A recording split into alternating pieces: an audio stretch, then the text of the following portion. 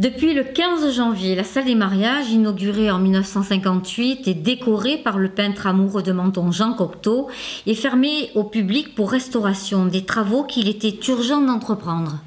Il était important d'intervenir avant que ça ne modifie trop de choses dans la salle des mariages et qu'on soit obligé d'intervenir beaucoup plus que ça n'a été fait.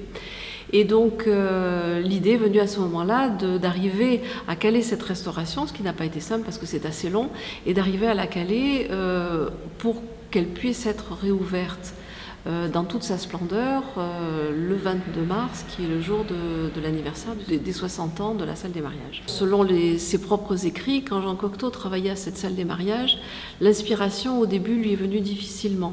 Il travaillait en même temps à la décoration de la chapelle des pêcheurs, de la chapelle Saint-Pierre de Villefranche. Et il a commencé à élaborer finalement assez naturellement, et c'est pour ça qu'il a eu du mal à élaborer un nouveau style pour cette salle. Ce style est venu petit à petit, ce qu'il avait commencé d'abord à la Villa Santo-Sospir en décor mural, ensuite à la chapelle Saint-Pierre. On arrive ici à une espèce d'aboutissement à la salle des mariages, qui amène un style totalement différent qu'on appelle le style de Menton et que lui a appelé le style de Knossos, en référence aux grandes fresques de Knossos qu'il avait vues et qu'il avait vues peu de temps avant être venu travailler à Menton. Donc ce style de Knossos pour Cocteau, c'est un style totalement différent où il va s'inspirer d'œuvres existantes, c'est-à-dire par exemple de photographies de Lucien Clergue avec qui il travaille très très volontiers, et puis ensuite de son inspiration de la mythologie qu'il va utiliser précisément pour la salle des mariages. Ce chantier important, nécessaire et délicat, suivi par le service culturel et celui des bâtiments communaux, a été confié à une équipe de spécialistes dirigée par Sophie Guercy.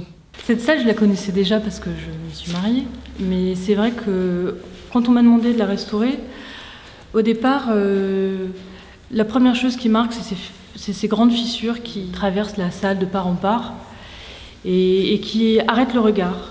Et en fait, on se rend compte que cet arrêt du regard-là empêche le regard de circuler dans tout le reste et de se perdre dans les méandres du dessin de Cocteau.